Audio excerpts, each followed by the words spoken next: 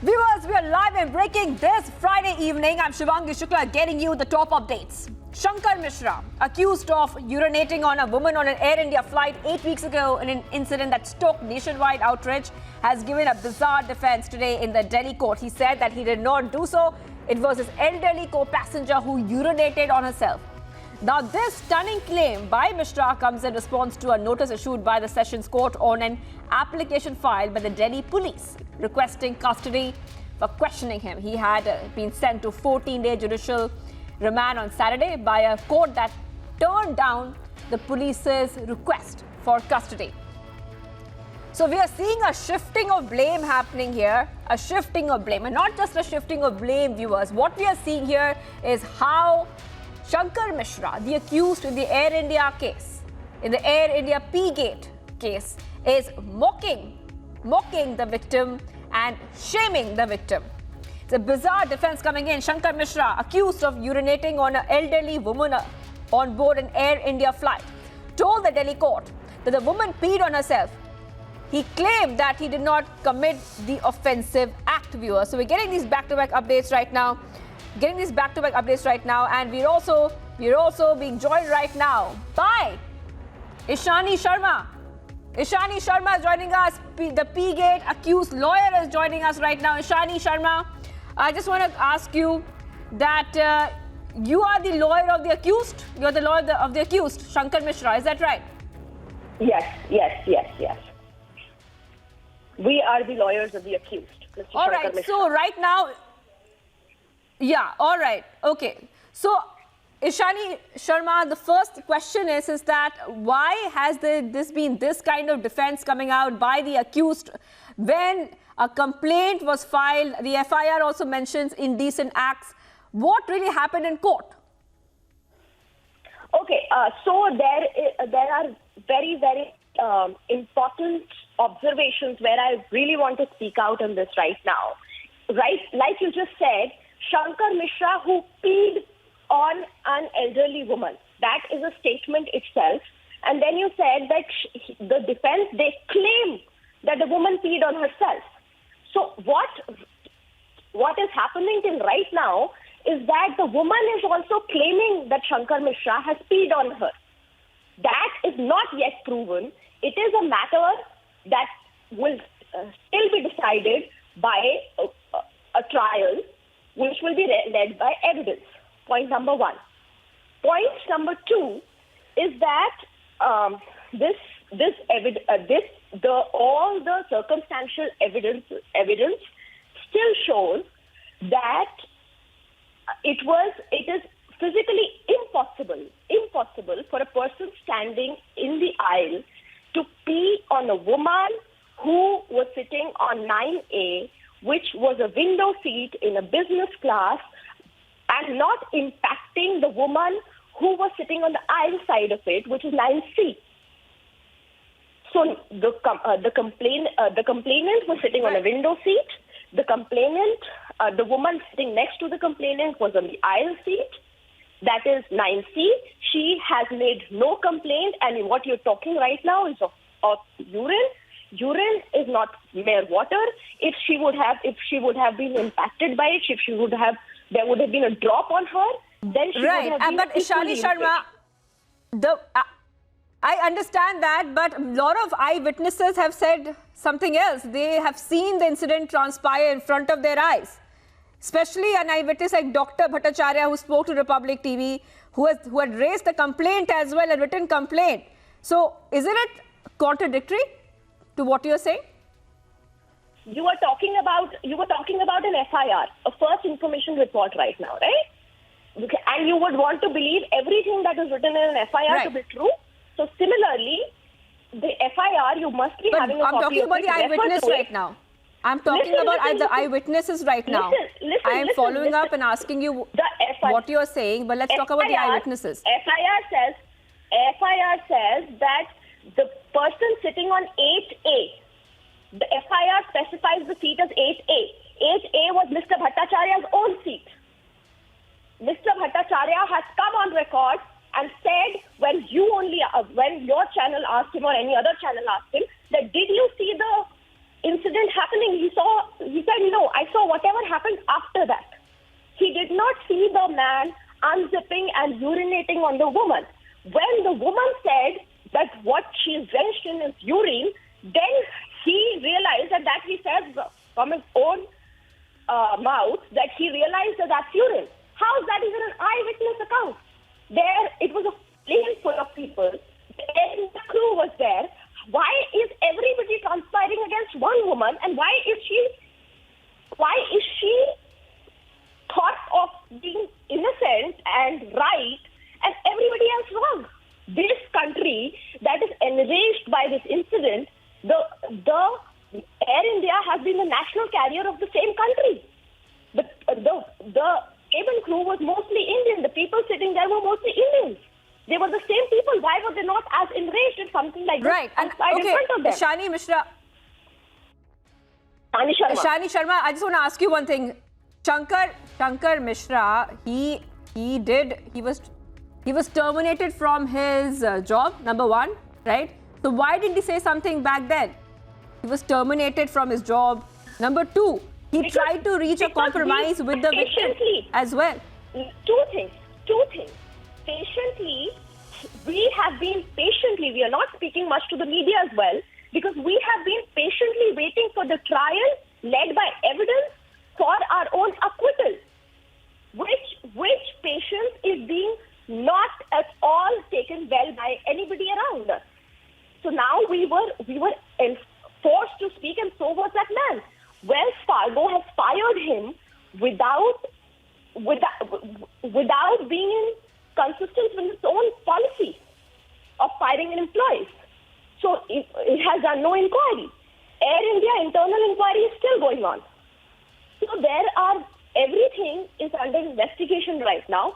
These are all the parallel things that are happening. That is also one side of the story we are speaking of right now, because we want you to think that why did everybody, there is no history of a fight or a brawl between the two of them. They did not know each other before this flight. Why would everybody on the plane conspire against one woman and make her do what she did, or make her, make her more miserable? And why would they protect Shankar Mishra? Because there can be a possibility, right, that Shankar Mishra was on the right side. He was woken up 8 hours after the incident happened. For 8 hours, somebody who does something. If he was on the right side, Ishanee Sharma, if he was on the right side, he went into hiding as well. He went into hiding as well. He never. No. He was arrested from Bangalore. He was a resident of Bangalore.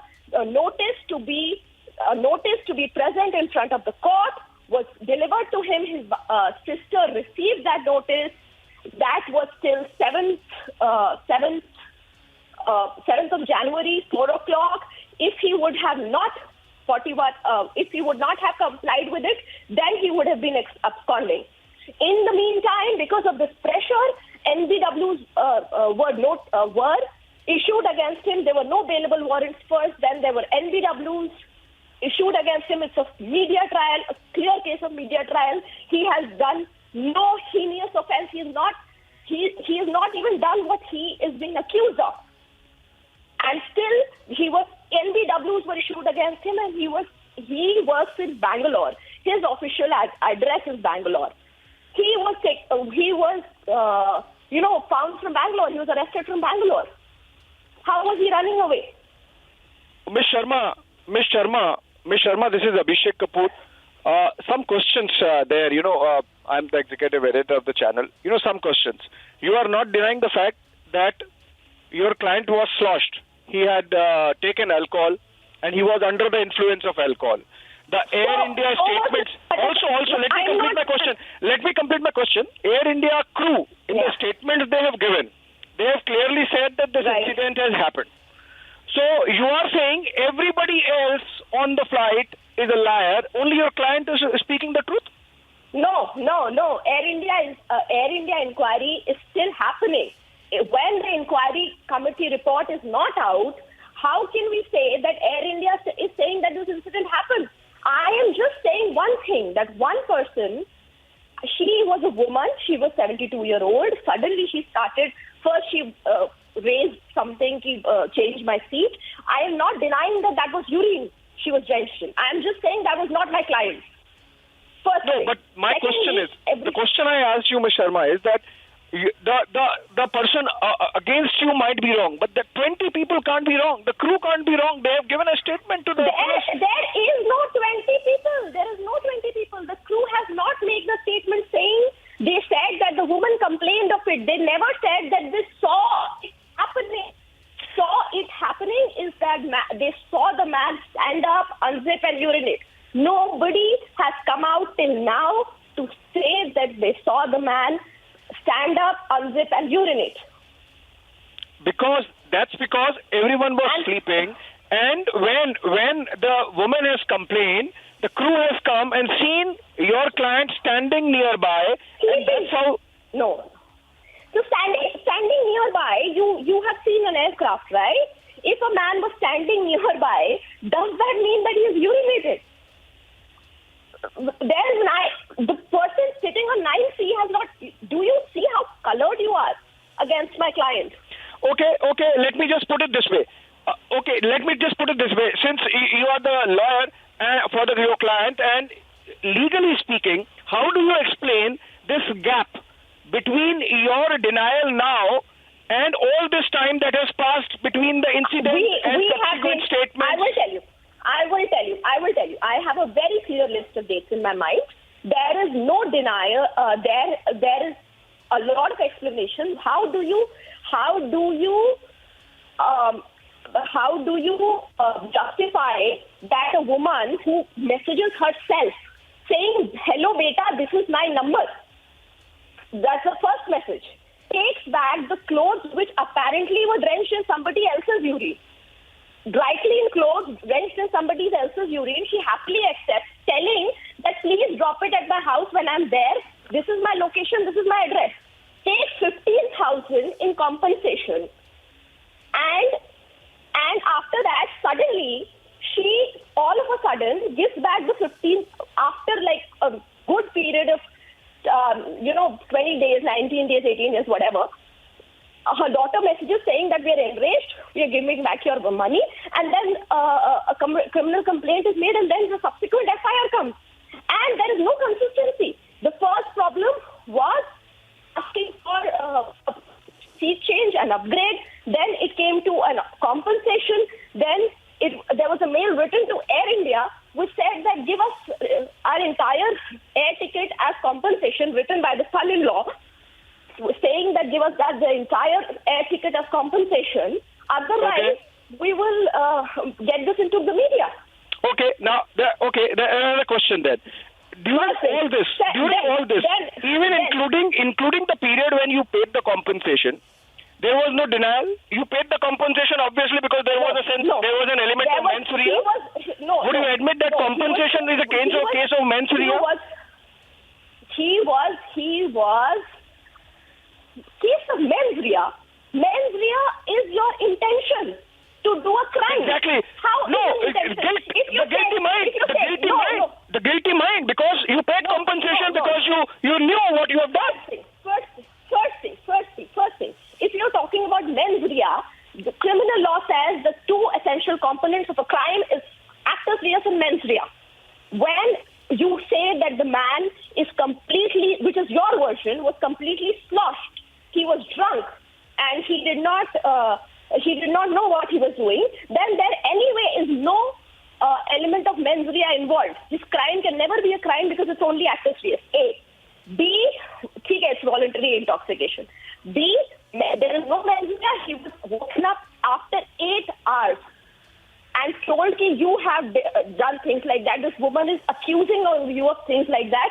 He was so overwhelmed by everything. He could do what he did his best to assuage the hurt, if at all the woman was hurt. Now, if he was so sure, Ishanee, if he was so sure, why did he pay compensation? There is no guilt. Please, take your legal recourse. I am not paying anything. He could have said that. Because there was no talk of legal recourse only. She was not threatening him to file an FIR. He said you did all this. Without that, your client paid 50,000 rupees, almost like a charity. 15. One five. Yeah. First Yeah. thing. Secondly, you think of yourself as a 34-year-old man. A 72-year-old woman is saying that, oh my God, suddenly you wake up from an 8 hours of sleep and somebody tells you that this woman is complaining of this, that woman is, saying all that in front of you. You don't see the seat numbers. You don't see the physics of possibility because you're not an arrogant person. You just suddenly are very, very, humiliated by all of this. That, oh my God, did I really do this? You don't even think, No, but that see, happens to a lot of us. paying compensation is He didn't pay admittance of compensation. guilt. He They're didn't paying- pay. No, he didn't pay compensation. That woman said, you ruined this certain article of mine which was for $200. He said, I'll pay you the $200. It was not a compensation. First thing. And would any woman who travels in business class take urine-soaked clothes back? That you get it dry cleaned? Was all her trauma worth that much? Why was an FIR? If an FIR was made that day, the urine could have been tested. His blood sample and all of your eyewitnesses, how much alcohol they had consumed, could have been tested. So, it would have been a fairer case for us as well. We could have at least been under the basic tenet of law, which is innocent until proven guilty. So nobody is saying that he is, guilty unless proven. But the point is, circumstantial evidence is too much to deny, Ms. Ishanee. I am giving you circumstantial evidence here. How are you not seeing the seat arrangement? How are you not seeing the immediate act of the Air India crew? Why are you thinking that they were biased against the lady? They have been the national carrier of a country. Why are we so biased against Air India here? Maybe what all of them did was in the pursuance of the common conscience. They could not tell the woman that, oh, what you're doing is wrong, or we haven't seen this happening, or how could this be? Because she was a 72-year-old, they just, were respectful to her. And then. So basically, Ishanee, what you're suggesting is, in your defense, in your client's defense, that the collective judgment of 2 or 3 or 4 crew of Air India is questionable. I am suggesting. That the old lady I am suggesting was not in her senses. Only your client who was sleeping and sloshed was right and in his senses, right? No, three things. Mr. Bhattacharya was almost as drunk as my client. That can be inquired from Air India, first thing. Secondly, the crew knew that is urine. The crew has not even one person has said that they have seen him urinating on her. That's 2.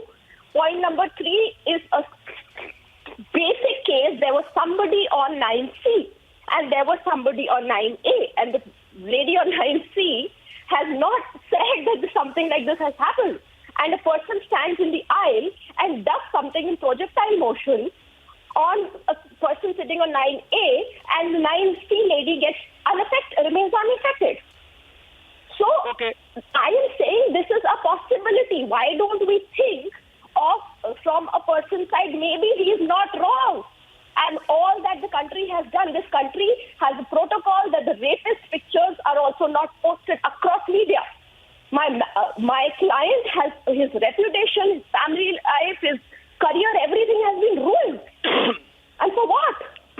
For a defense, for a crime that is not even yet proven. No, Ishanee, I still have some questions. You are saying. I think I'm done. There is a lot of other things that we need to do. So I think we're done for the day. I've said what I had to say. So, right. And plus, this is no forum for trial. So I think that's. These are legitimate questions. Ishanee, isn't a trial. It's a legitimate questions. Everyone wants to understand. No, I have made it. I agree. I agree that the first thing my client should have done is gotten up and actually looked at, oh my God, I couldn't have done this, and denied. His only mistake is that he was naive enough and courteous enough to listen to the woman. Just say we have mothers and grandmothers at home, not knowing that woman will put a section on him that outraging her modesty with a sexual intent. He thought of her as a mother and grandmother. कि कह रही है तो सही ही कह रही होंगी. No, that bit on sexual intent has not been alleged to the best of my knowledge, but Ishanee, no. Ishanee, the FIR says that's a sexual. Ishanee, the question is, do you think your client made a second mistake by paying the money? My client, the only mistake of my client is being over courteous. Even over courteous, believing the woman on her face value when she said that instantly, because he was so overwhelmed. It was such a heinous thing because to his mind, because he is a respectable family man, that he was just too overwhelmed, and he said कि हाँ ठीक है आपको ये करना है, अच्छा okay. मतलब he was just trying to assuage the situation and undo if at all he has done some harm. That is the only thing that is playing against him. Otherwise, everything is working in his favor. And possibly a third mistake, Ishanee, that in all the messages that were exchanged, he did not deny it. He just continued to exchange messages with her. No. He just said, आपका सामान पहुंच गया, आपके कपड़े पहुंच गए. Did you receive your parcel? Did you receive the money? Will I send it? Thank you. He was just respectful and courteous. There has not been an element of saying that yes, I did this on you. No, he was just generally nice. See, there is something called caveat emptor, in a different context, of course. But then he could have denied in messages. He could have said, "I have not done this still," but he's never denied it. So why is that? Still, you are doing this U-turn. Why? No, we have been as a team of lawyers. We have been raising the argument. In our first statement we have always making the argument of the seats. We have always been denying this, but it came out today because we wanted him to say his version of the story. Okay, when was the first time you denied it? Very shortly after the FIR. 7th I made the statement. No, we made the statement that the seating of the woman and aisle arrangement is as such that this could not have been done. The point of urinary incontinence came out today because we wanted him to say his side of the story himself. Anyway, this could not have been done. Thank you so much. This was not done, and this could not have been. There are two different statements. No, because we are lawyers. We don't say something until it's proven in the court. We don't say that, like everybody saying he peed, he urinated. How is that even proved yet? All right. We are anyway. These are legitimate questions we have asked. Thank you so much, Ishanee. This is not. Okay, we have our executive editor, legal and governance, legal rhythm Anand Bharadwaj joining us. Rhythm, over to you. Abhishek was also speaking to you. And I just want to ask you one question, Ishanee. Ramesh Gupta, the senior advocate who was appearing in the courtroom, also said she urinated on herself. On what basis was this said? On what basis were patriarchal comments and misogynistic comments also made on Kathak dancers? How is that misogynistic? It is a possibility. He said his version in the court. He did not say his version to the media. We are free to give our side of the story to the court. These are two different things. The media correspondents were available. Ishanee, to give your version of your side, do you have any evidence to say that she had urinated on herself? I'm asking you a direct question. Did you have any evidence? Did Mr. Ramesh Gupta have any evidence to say she urinated on herself, Ishanee? That will come in trial. I don't have to give it to the media. First thing. Second thing, we have your evidence and hence we are talking what we are saying. First thing. Secondly, is there any evidence for you to say that the urine that the woman was drenched in was Mr. Mishra's? Has anybody seen that event happening? I don't want the aftermath or before Ishanee, I've been hearing your defense. I've been hearing your defense for the last 15 minutes, and as I do say, you're now putting forward the story from the viewpoint of your client. I understand that, but a new perspective, a new bizarre, defense has been given by Ramesh Gupta and you for Shankar to say in the courtroom that she urinated on herself. Bizarre? I'm just asking. You don't have a basis for that. How is it bizarre? Do you have anything to prove that? Because there was a witness who was sitting next to Shankar who said he was in an inebriated condition. So, okay, I have apologies that are there from Air India. Number one, I have people stating that she should have been moved on to another seat. Number two, I have people who were eyewitnesses to the incident sitting next to Shankar clearly stating he was inebriated. It was informed to the crew there. How many people inebriated informed to the crew? Because Mr. Bhattacharya said that he informed that you don't serve any more alcohol. How much of alcohol did Mr. Bhattacharya consume? There is a record to prove everything.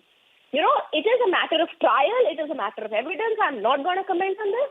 But like the claims were made from one side, they have not come out and given the evidence to the media for those claims because there is a proper judicial system in place and we are supposed to go in front of the judiciary to give our defense and the claims and the evidence.